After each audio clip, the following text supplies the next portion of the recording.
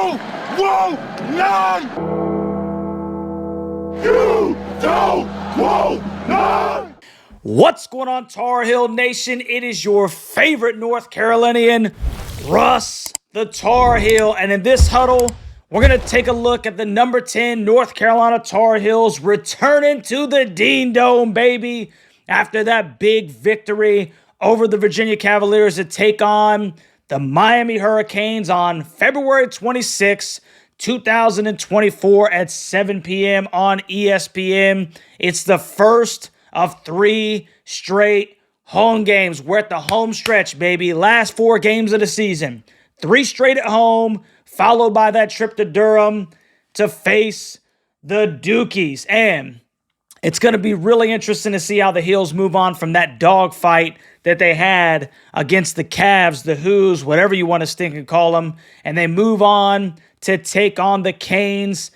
And it's a real short turnaround too, man. So that's a real emotional victory. First time they've beaten Virginia, since 2012 in Charlottesville. And then they got to turn back around and face a Miami team that really is reeling. They've lost 6 straight, So it'll be interesting to see how the Heels handle that on the short turnaround. But before we get into the weeds of the Heels and Canes, round number 2, let's take a look at the updated ACC rankings. And as you can see, the North Carolina Tar Heels are alone at the top, baby. 13-3 in the conference, followed by Flapowski and the Puke Blue Devils at 12-4. Virginia goes to 11-6. Fake goes to 10-6.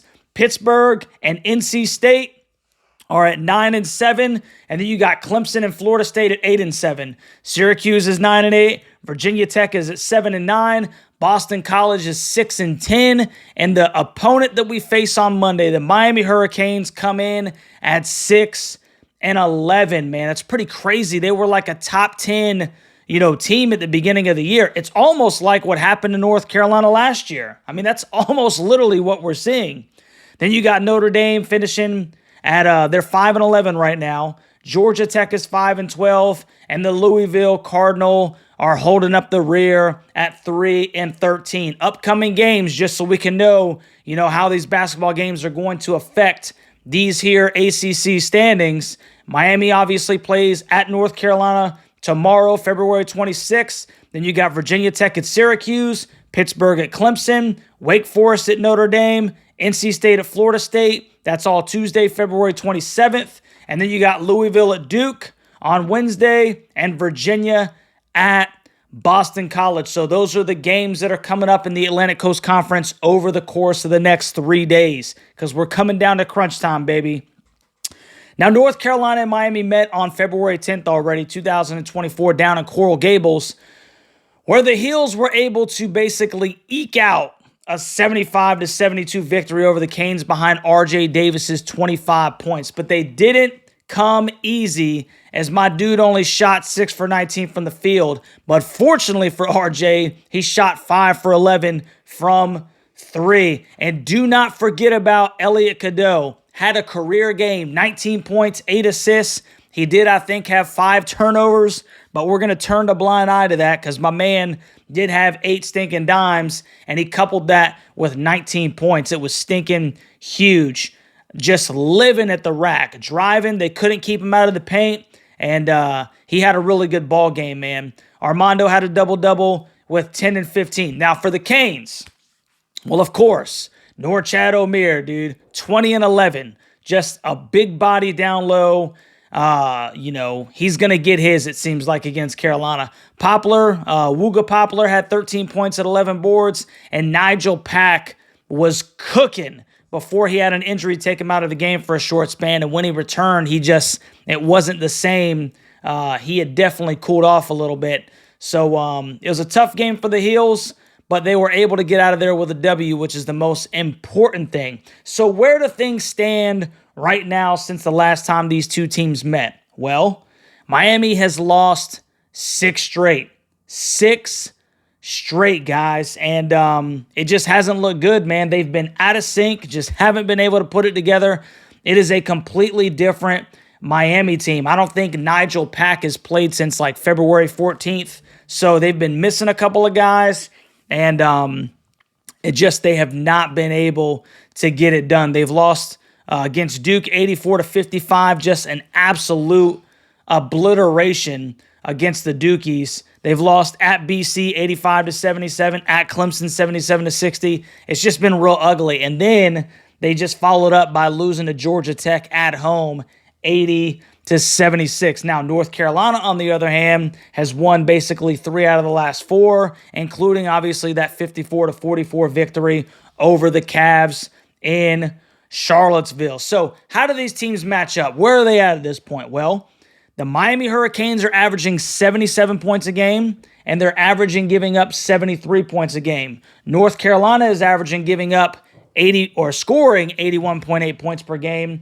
and they're giving up 71.4 points per game. So, I mean, we're seeing a fairly similar, points scored for and points scored against with the Canes and the Tar Heels. They're just kind of on 2 different trajectories right now as basketball programs at this juncture of the season. And quite frankly, that's how Carolina needs to keep it. So let's look at those Miami Hurricanes. The Miami Hurricanes leading scorer off the jump is 6'7", 240-pound junior forward Norchad Omier, who's averaging 17.1 points per game, 9.7 rebounds, which is tied for 24th in the country, 1.3 assists, and he's shooting 58.2% from the field, which is good for 28th. Like I said, big body guy, man, really muscles his way down low. He's a load. He is. He's only 6'7", but the dude is a stinking load. He's also shooting 75.4% from the free throw line, and he is shooting 36.7% from the free throw line. Next in line would be 6'7", 208-pound junior guard Matthew Cleveland, who's the transfer from Florida State. Matt's been averaging 13.8 points per game, 5.8 rebounds, 1.7 assists, and he's shooting 50.4% from the floor. Great shooting percentage, obviously, for a guard. He's shooting 79.7% from the free throw line and 36.1% from 3. Then you've got 6'5", 197-pound junior guard Wooga Poplar, who's averaging 13.7 points per game, 4.9 rebounds, 2.1 assists, and he's shooting 44.1% from the field. He's also shooting 41.1% from 3 and 86% from the free throw line. You really do got to check Wooga, man, because he can light it up, man. He's one of those guys that can pull it and he can get hot. So Carolina needs to watch out for Poplar. Then you've got Nigel Pack. I've heard nothing at this juncture of whether or not he's going to play, but Nigel Pack has been an absolute thorn in Carolina's side. He's a 185-pound junior guard. He's averaging 13.7 points per game, 2.6 boards, 3.6 assists. He's shooting 40.5% from the field, 36.4% from 3, and 77.6% from the free throw line. It just seems like every time Nigel Pack plays the Heels, he stinking goes off. And then a guy that's been kind of cooking here lately is 6'2", 196-pound sophomore guard Bensley Joseph, who's averaging 9.1 points per game, 3.4 rebounds, 3.4 assists. He's shooting 40.6% from the floor, 35.6% from 3, and 83.7% from the free throw line. Over the course of the last 3 games, my dude has averaged 15 points a game. Okay, so he's kind of cooking right now. One of those guys you really got to watch out for. He only had 6 points in the first game, but Bensley has really kind of he's taken a more aggressive role over the course of the last 3 games, despite Miami not being able to make it happen as far as generating these games, turning them into wins, if you will. So, now that we've looked at Miami's starting 5, let's take a look at those North Carolina Tar Heels from Chapel Hill. And obviously, starting out is going to be 6', 180-pound senior guard R.J. Davis, who is averaging 21 points per game, which is 16th in the country, 3.6 rebounds, 3.5 assists. He's shooting 42% from the floor and he's also shooting 39.9% from the three-point line, 90.4% from the charity stripe. RJ has been stinking cooking. Now, he only had 12 points against the Virginia Cavaliers, but you know RJ is going to get his. He didn't even shoot well, and somehow he manages to get in double figures. That just seems to be, that's RJ is going to get in double figures. Next, we got 6'11", 240-pound senior forward Armando Bacot, who's averaging 14.4 points per game, 10.4 boards, which is good for 10th in the country, 1.6 assists. He's shooting 56% from the field, which is good for 45th in the country. And my man is shooting 80.2% from the charity stripe. Greatly improved at that position, at the charity stripe. Then we got 6'7", 235-pound junior forward Harrison Ingram, who's averaging 12.3 points per game, 9.1 rebounds, good for 44th in the country, 2.2 assists, 44.3% from the field, and he's shooting 40.3% from the three-point line. Harrison is only shooting 56.3% from the free throw line, which is crazy because it looks so good coming off of his stinking hands every time. Then you got Cormac cooking Ryan, and my dude has been cooking. He's been averaging 50% from threes, over the course of the last 3 games, and that's exactly where we need this guy to stay. He was on fire, it seemed like, against the Cavs out in Charlottesville. 6'5", 195-pound senior guard Cormac Ryan. He's averaging 11.1 points per game, 2.9 rebounds, 1.4 assists, and he's shooting 37.1% from the field, which is actually starting to tick up surprisingly. He's shooting 33.3% from 3. So that's great to see from Cormac. And then you got the 6'1", 180-pound freshman point guard Elliot Cadeau, who is averaging 7.7 points per game, 1.9 rebounds, 4 assists, which is tied for 146 in the country. So he's top. He's gotten back into that top 150, and he's shooting 42.1% from the field. He's only shooting 19.4% from 3, but his free throw percentage has gone up a little bit by shooting 64% from the line. Obviously, the guys off the bench for the Heels, Seth Trimble, Jalen Washington, Jalen Withers, and occasionally you'll see some Paxton Wojcik. It just kind of depends on the situation. So, now that we've looked at the Tar Heels and we've looked at the Miami Hurricanes, let's take a look at Russ's 3 keys to victory. Key number 1, Carolina has got to stop Miami's guards. Now, you would think that with Norchad Omier being the leading scorer, averaging a double-double, 17 and 10 a game, that we'd make that key number 1, stopping Norchad Omier. However, over the last 2 ball games, Norchad is he's 6 for 20 from the field, 30%, and he's only averaging 8 points per game. I think the more important stop in this ball game at this time are those Miami guards. Kaishan George, Wooga, Bensley Joseph, they were a combined 8 for 18 from 3. Poplar additionally hit 2 threes along with Joe Bett off the bench. So, with Norchad kind of struggling a little bit, you got Nigel Pack who's been out. They've kind of taken some of this brunt on their shoulders, and they're hoisting them. So Carolina needs to definitely, the guard play is going to be pivotal in this game. The guard play as far as the defense, the closeouts, you got to close out aggressively, but at the same time, you cannot let these guys just freely drive past you because they will pump fake, get into the lane, and draw some fouls, man. So in my personal opinion, key number 1 for this game is that Carolina needs to keep the guards from lighting it up.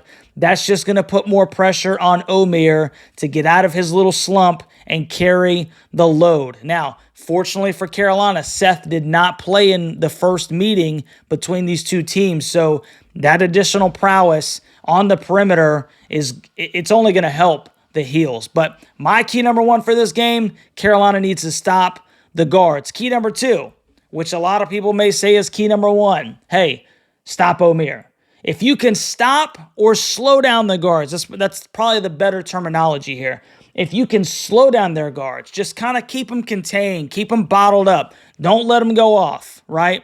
The next thing you got to do is kind of put a little damper on Norchad. Now, that's easier said than done. The guy is 6'7", 240. He's built like a linebacker. The good news, like I already said, is that he's only averaging 8 and 8 over the course of his last 2 ball games. Carolina needs to keep him like that. Bottle up the guards. Check Omeir. That, my friends, is how you beat the Miami Hurricanes. And key number 3, let's get some of that home cooking, man.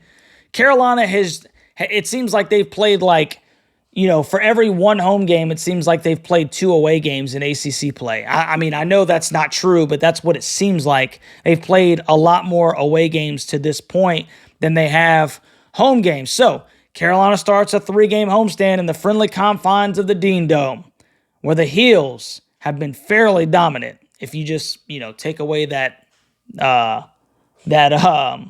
good night, that Clemson game. Sorry, guys. But the Heels are back on top of the ACC.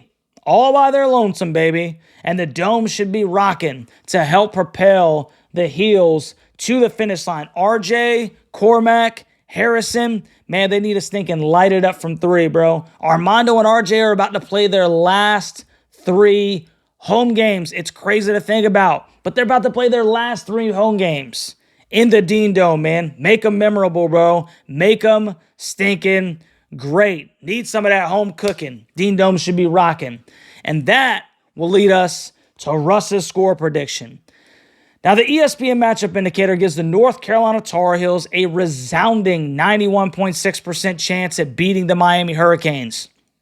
Nigel Pack, who has been a thorn in Carolina's side, has not played since February 14th. And the Canes are on a current 6-game losing streak. Carolina returns home ready to handle business. And they light up the Dome like it's stinking Christmas, bro. I'm going to take the Heels in this one in a fairly good offensive showing.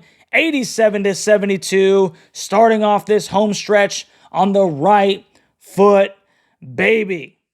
Clear cut. 87-72, North Carolina in game 1 of this 3-game homestand, bro. So tell me what you think about my score prediction in the comment section, Tar Heel and Hurricane Nation. Am I onto something, bro? Or am I on the end of the bench, with my bifocals, reading that copy of College Basketball for Dummies?